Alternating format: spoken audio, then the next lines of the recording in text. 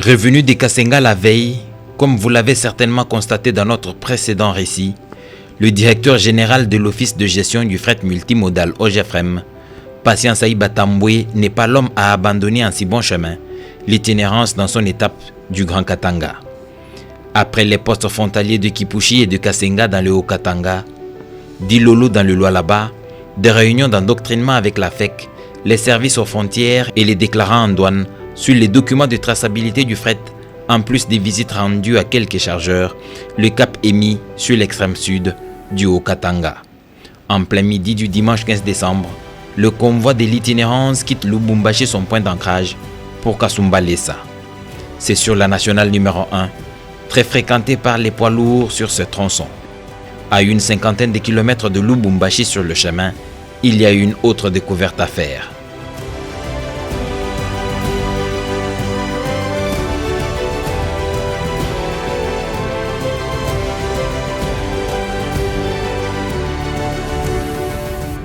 L'on a retrouvé M. Masengo, le directeur général adjoint de la ferme Espoir, cette fois à Kimono.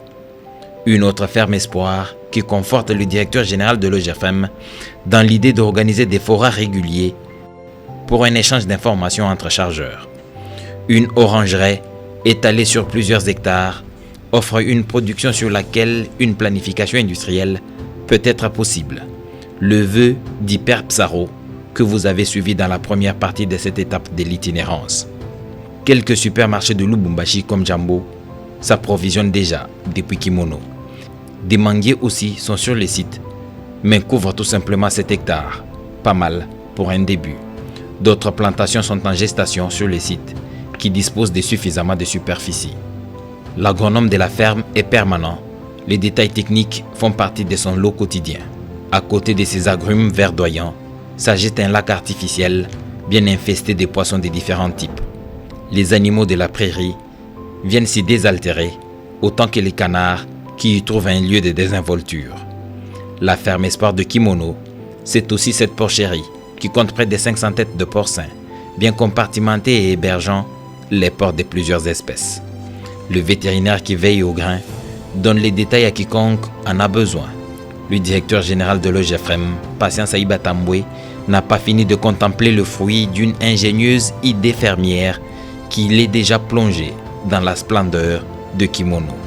12 000 poulets de chair dans ce hangar, 12 000 dans cet autre.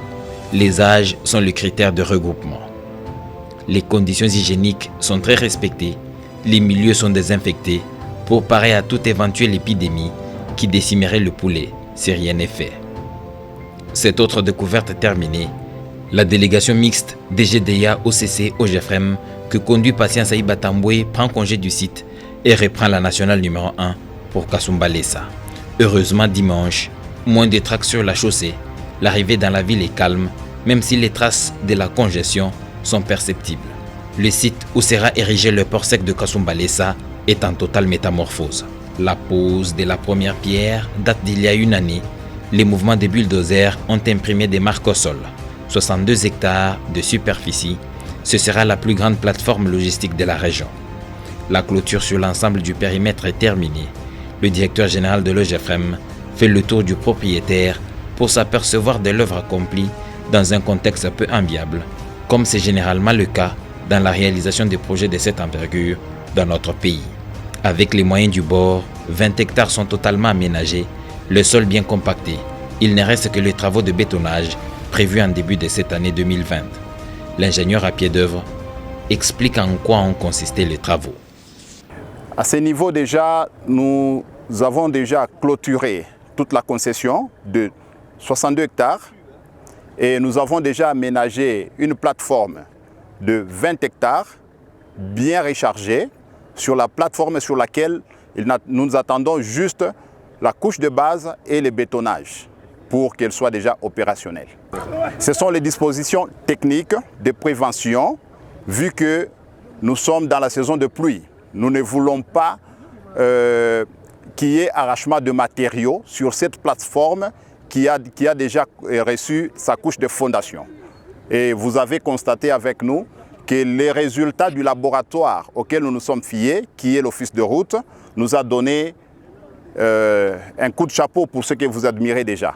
La délégation syndicale de l'OGEFREM, qui s'incline devant l'immensité du travail abattu, exulte son président, qui touche aux réalités de terrain, loin du confort routinier des bureaux qui trônent à l'immeuble de la direction générale sur l'avenue TSF à Kinshasa, appelle les travailleurs OGEFREM à soutenir la dynamique.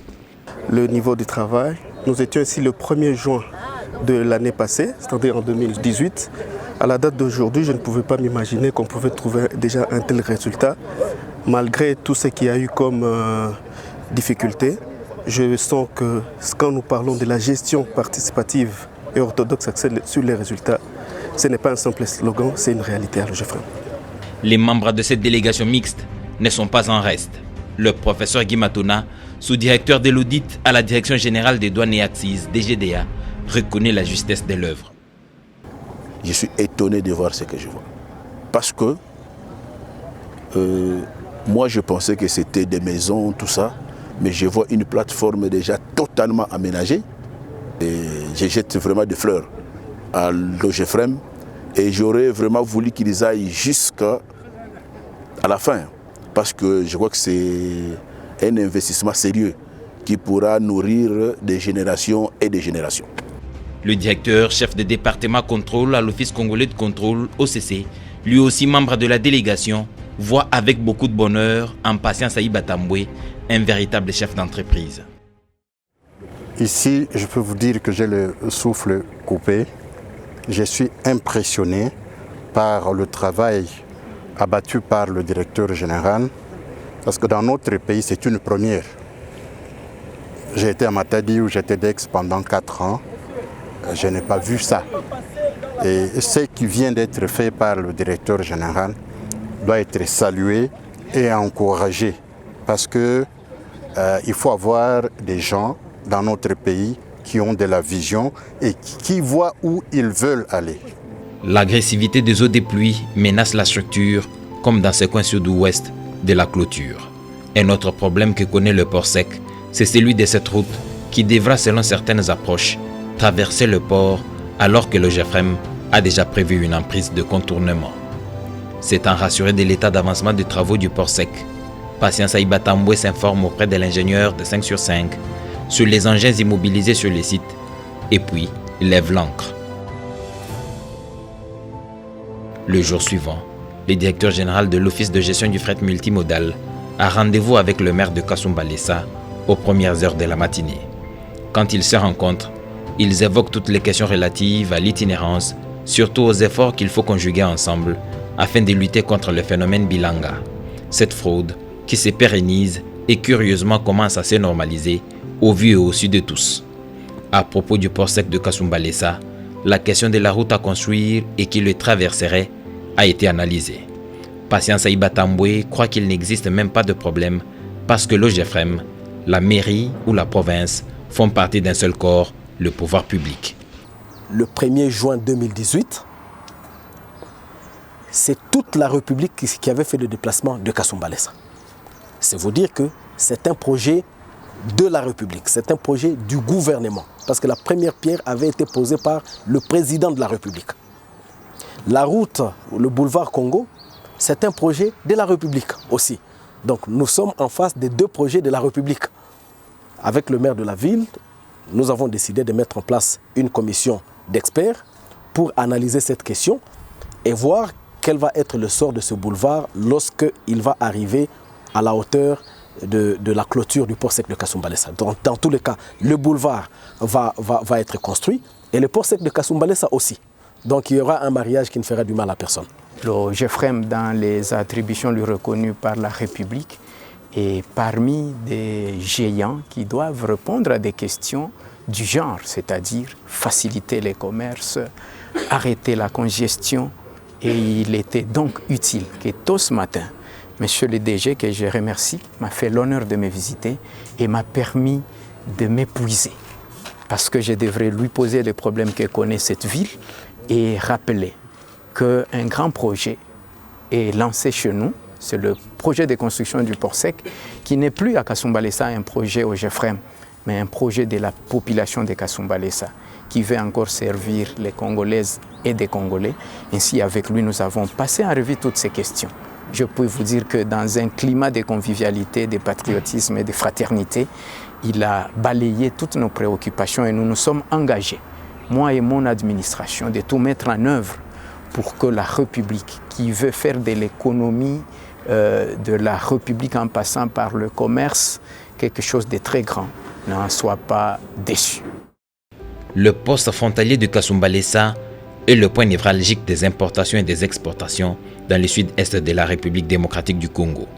Les échos de la fraude qui y bat son plein sont de nature à imposer l'urgence dans la restructuration des services des frontières, surtout sur le plan des ressources humaines. Certains agents et cadres de la Direction générale des douanes et accises, de la sous-direction de Kasumbalesa, présentent tous les signes d'égoïsme anti-patrie, parce qu'il faut encore leur rappeler qu'ils sont dans un état avec une unité de commandement.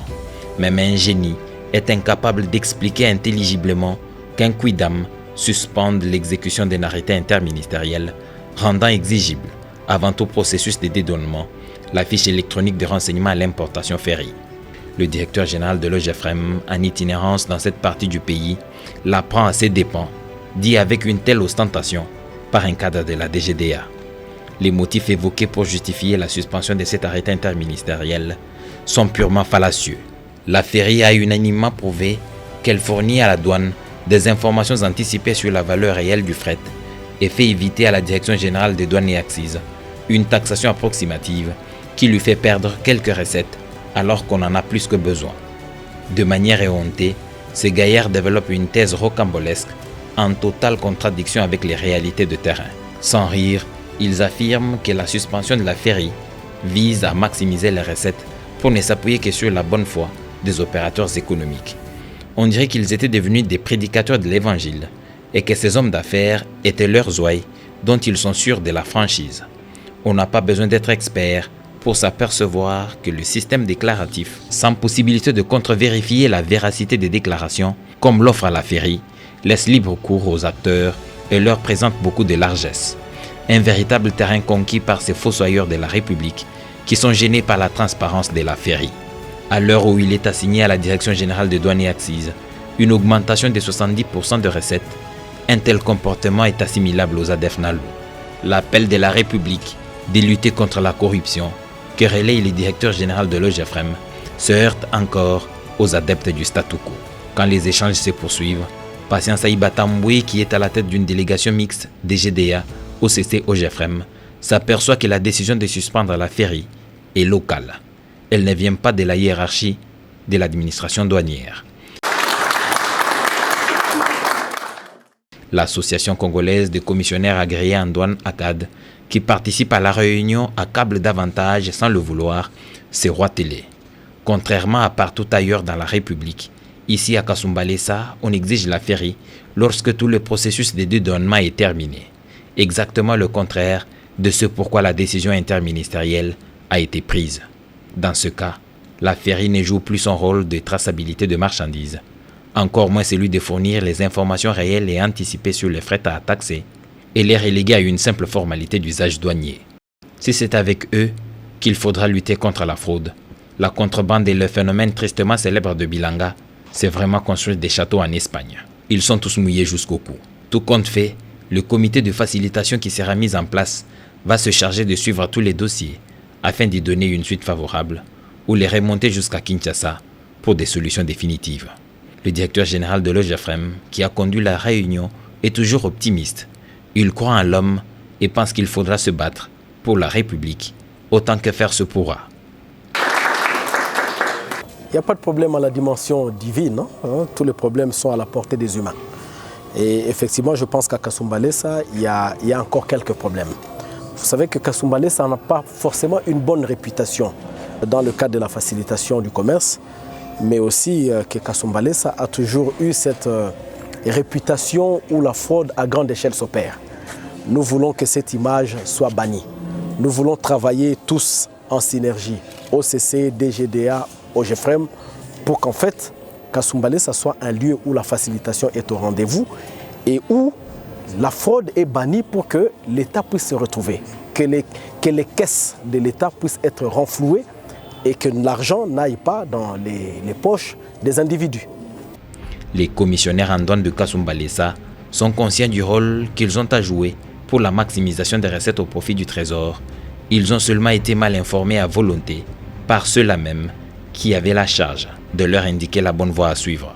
Eux, ils ne sont pas à blâmer. C'est au niveau de nous, les services de l'État, que nous allons régler les problèmes qu'il y a, parce que visiblement, il y a un problème quelque part. Je l'ai dit, je crois, dans la réunion que nous avons eue précédemment avec l'OCC, la DGDA et les cadres de l'OGEFREM ici à Kasumbalesa. Je crois qu'il y a un problème quelque part. Ce problème, nous l'avons déjà identifié. Ce n'est pas le problème des déclarants.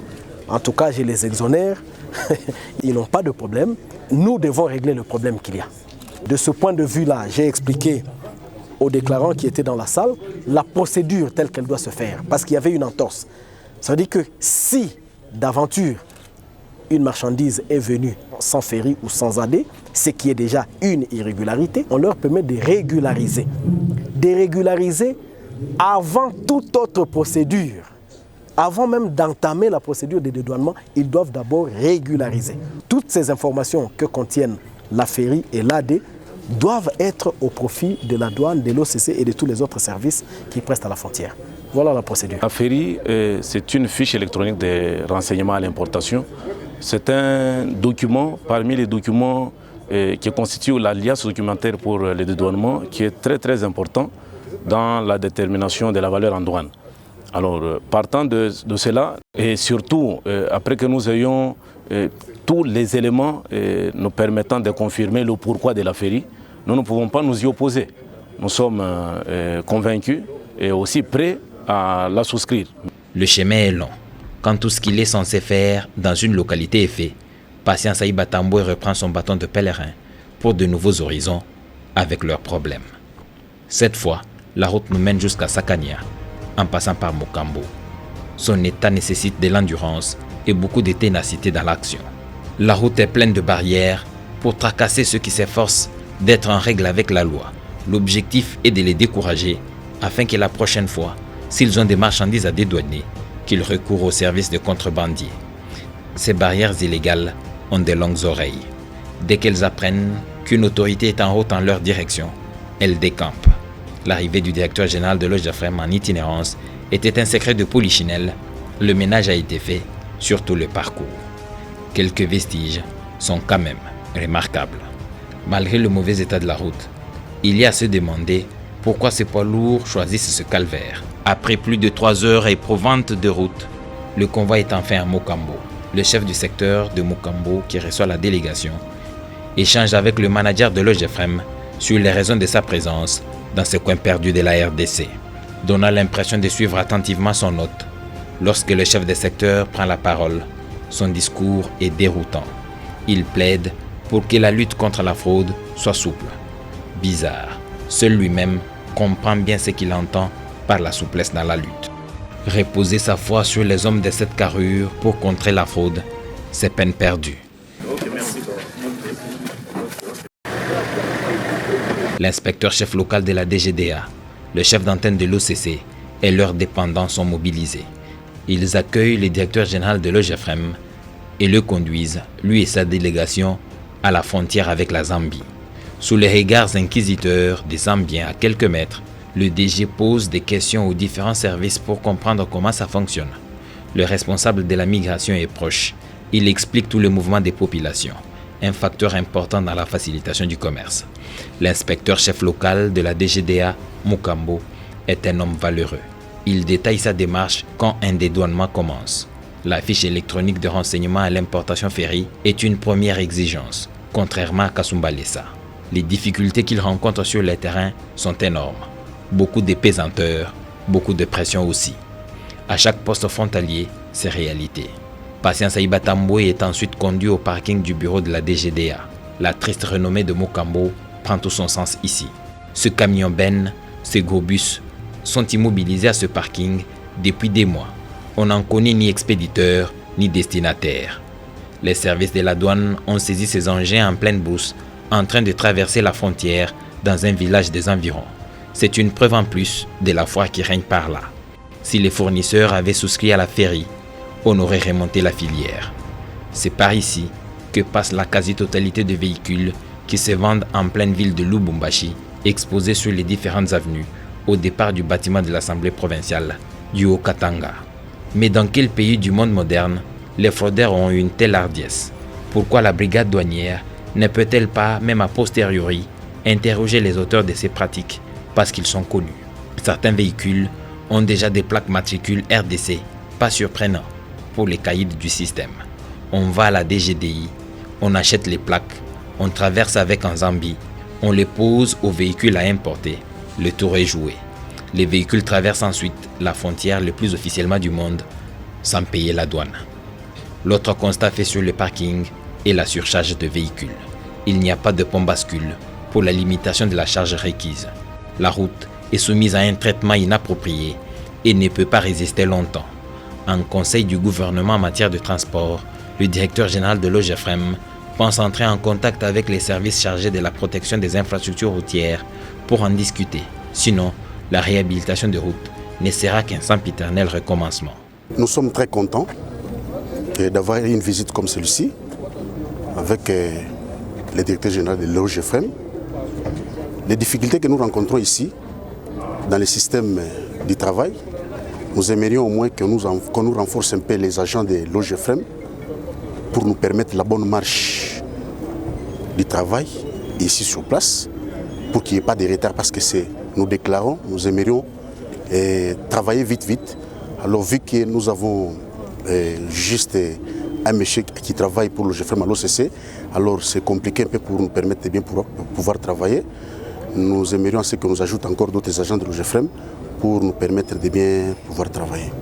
Très marqué par cette initiative, Patience Aïba Tamboué la salue et promet son soutien en tant qu'OGEFREM, syndicat des chargeurs et leurs dépendants. Je voudrais d'abord féliciter monsieur l'inspecteur chef local de la DGDA, ainsi que le chef de poste de l'Office congolais de contrôle qui sont installés à Mokambo et tous les autres services de l'État qui sont ici. Ça dénote de leur sérieux et de leur sens élevé de patriotisme pour faire respecter les lois de la République. Nous sommes dans cette mission d'itinérance effectivement pour constater des choses qui ne marchent pas, féliciter là où il faut féliciter, noter là où il faut noter.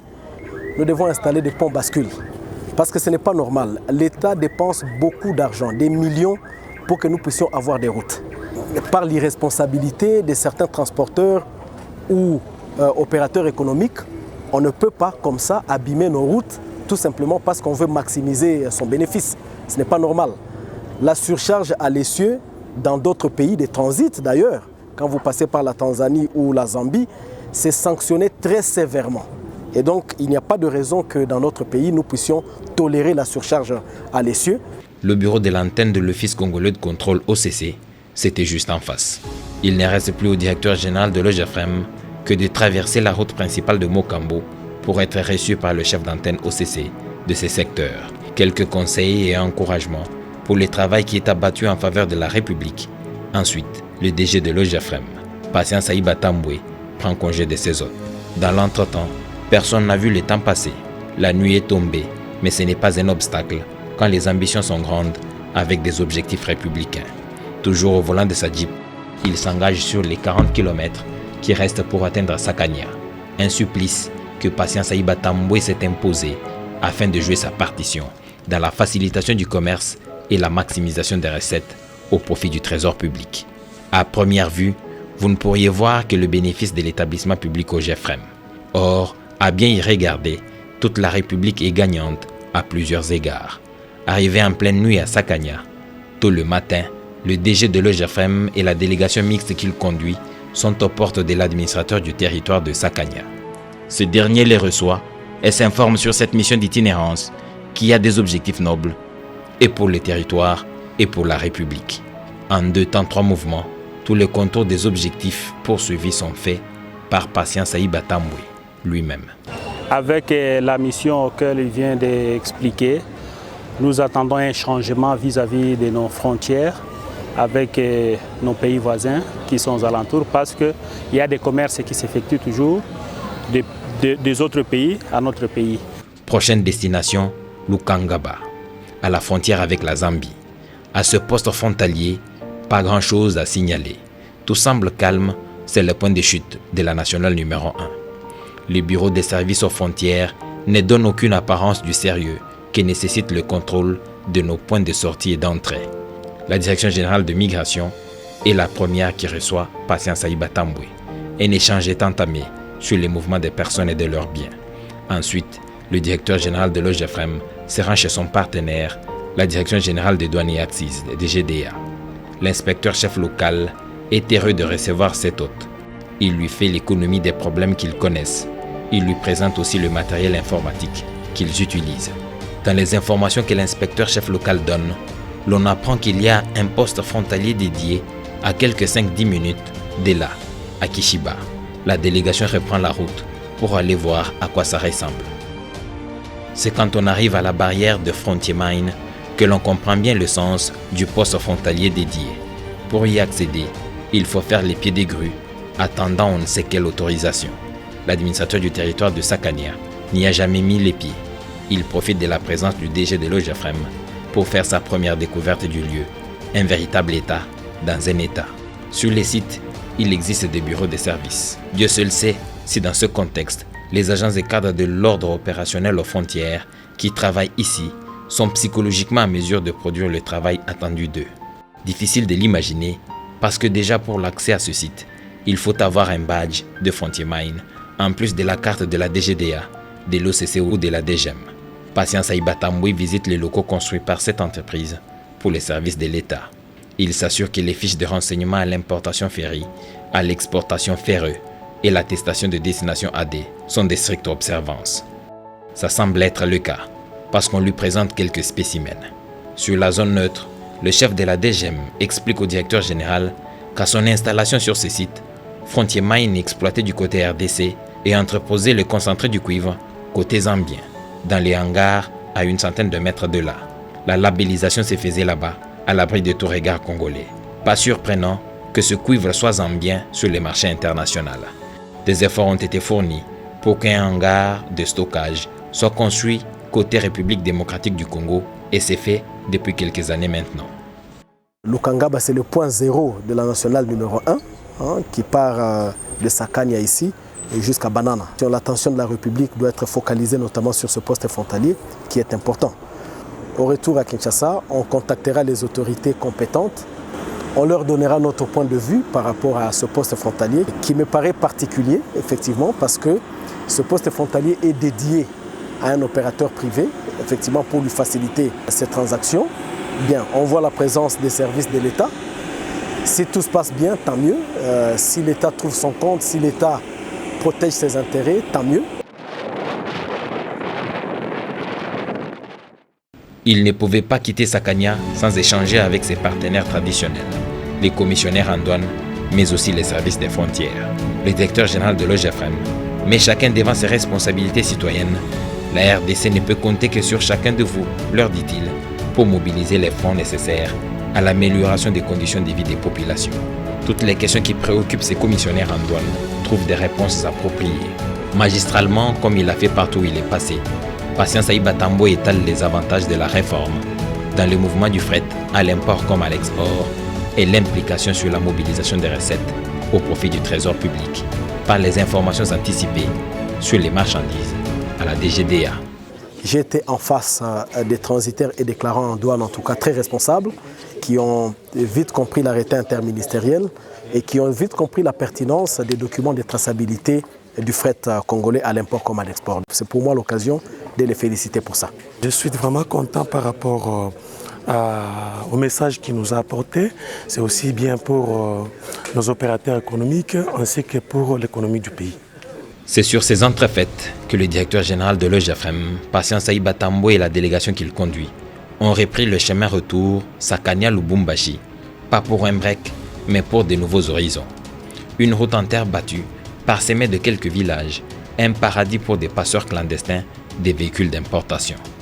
Un rapport complet et exhaustif sera certainement fait à sa hiérarchie afin d'une action concertée et bien mûrie, s'inscrivant dans la durée.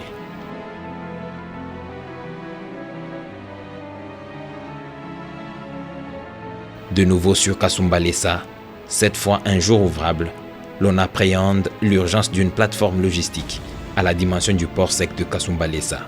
Des remorques par centaines s'alignent comme ceci à longueur de journée. Certains privés essayent de proposer des services, mais sont limités par l'ampleur de la sollicitation. Encore que la mobilisation des recettes du Trésor et leur accroissement sont tributaires de la bonne gestion de ces flux. Dans un environnement comme celui-ci, on ne peut pas éradiquer les mauvaises pratiques. Les services aux frontières sont débordés, la vigilance est réduite et le contrôle devient fantaisiste car le cadre ne répond pas aux besoins. La délégation s'attarde quelques instants et reprend le chemin. C'est en début de soirée du mardi 17 décembre 2019 que le convoi est arrivé à Lubumbashi.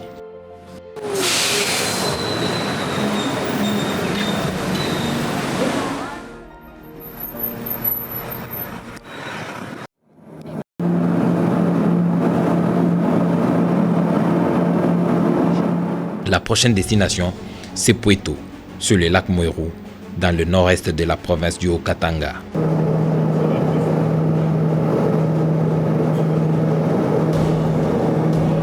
L'atterrissage s'est fait sur une piste moderne, fait si rare dans la région pour être évoqué.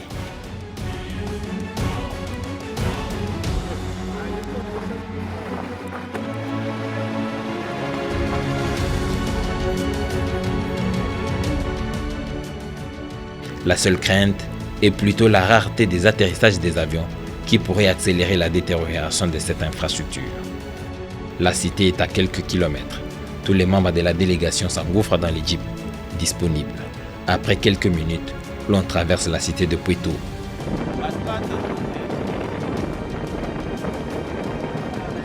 Pour atteindre le bureau de l'administrateur du territoire. Quand la rencontre a lieu, l'AT se veut rassurant sur les plans sécuritaires.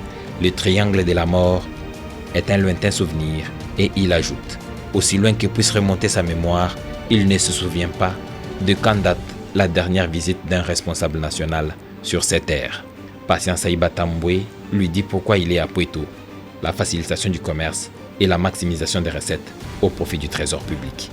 Il y a des opérateurs économiques dans le secteur minier et 2 points de sortie du pays dans ce territoire. Je me sens être très considéré par la visite du directeur et toute la délégation qui venait nous rendre visite, surtout dans le cadre où la délégation vient mener des activités qui puissent avancer dans le cadre de développement de notre territoire. C'est salutaire pour nous au fait de les recevoir dans notre entité. Et puisque le GEFREM gère le fret, il y a ici du fret. Il y a du fret qui passe par ici. Et donc, à quelques encablures de Pweto centre-ville, si je peux le dire ainsi, il y a une grande société minière, Anvil Mining. Et donc, Pweto ne peut qu'être considéré comme monsieur l'administrateur du territoire l'a dit. Et donc, pour nous, c'est une obligation d'arriver à Pweto lorsque nous visitons le Grand Katanga. Anvil Mining est une société minière qui exploite le concentré de cuivre à 60 km de la cité. Le temps de se mettre en tenue appropriée, c'est la destination à présent.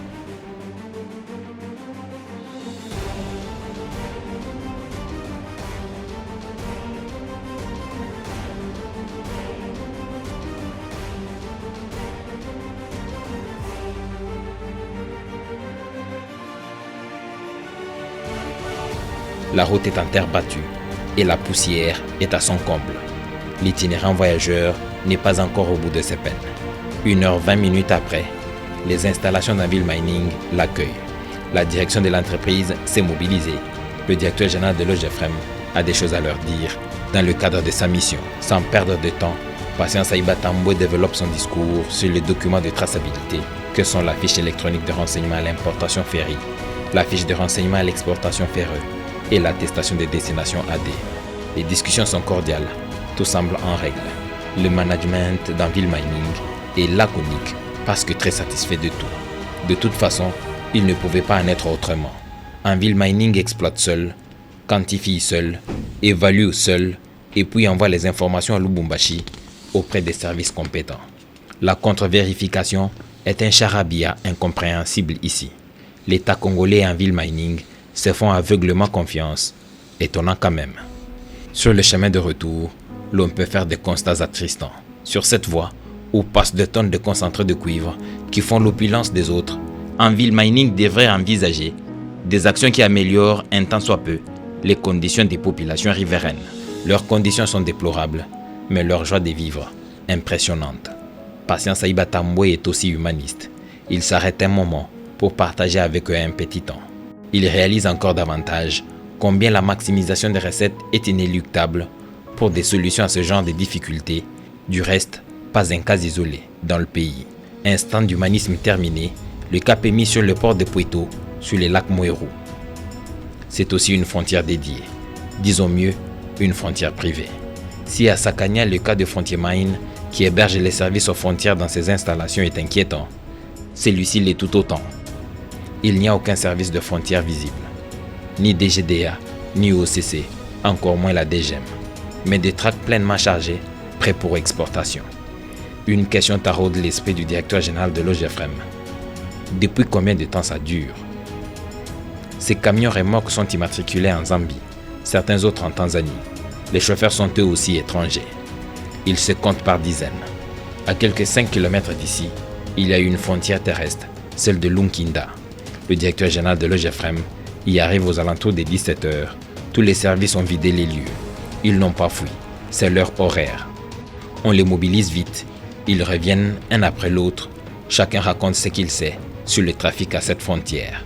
Patient Saïba Tamboué visite le poste frontalier et marche sur la zone neutre pour se faire une idée du niveau de responsabilité de ceux qui ont la charge de protéger la voie d'entrée et de sortie entre la République démocratique du Congo et la Zambie. Jusqu'ici, toutes les formalités étaient accomplies au niveau de Lubumbashi. Mais comme Lunkinda vient devenir aussi un bureau avec un code comptable, donc au niveau de la douane, nous pensons qu'il faut vraiment une attention particulière au niveau de Lunkinda, comme aussi au port de Katabe. Parce qu'en fait, les barges qui embarquent les marchandises au niveau du port de Katabe vont directement en Zambie. Donc un contrôle rigoureux quand même mérite d'être assuré. Anvil Mining fait tout pour les obtenir. Mais non, est-ce qu'il les obtient comme il se doit? Voilà pourquoi nous sommes aussi ici. Pour que nous puissions essayer de comprendre quelles pourraient être les difficultés. Et celle-ci nous pousse effectivement à conforter notre option de pouvoir effectivement nous rapprocher des chargeurs, notamment Anvil qui est le plus grand chargeur au niveau de Puerto. Visite terminée, le directeur général de l'Office de gestion du fret multimodal et la délégation qu'il conduit ont les informations utiles pour les actions à mener pour renforcer la sécurité des mouvements du fret ici à Lunkinda, à l'hôtel où il passera la nuit pour repartir vers d'autres postes frontaliers dans cette itinérance. Le gestionnaire est très heureux de recevoir cette importante délégation. Bon, ça fait une petite année que je suis arrivé, donc c'est une région très accueillante, elle est très calme, une population qui est très bien, ça nous fait plaisir. Donc ceux qui reconnaissent notre endroit étant quand même à la hauteur de sa personnalité. Donc c'est un gage de bonne foi ici que nous sommes à la hauteur.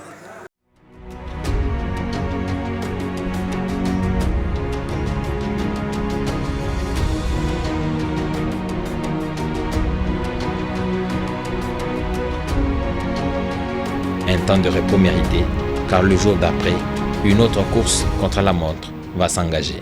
La grande province du Haut-Katanga ne dispose plus d'aucun secret à ses postes frontaliers pour le facilitateur national du commerce.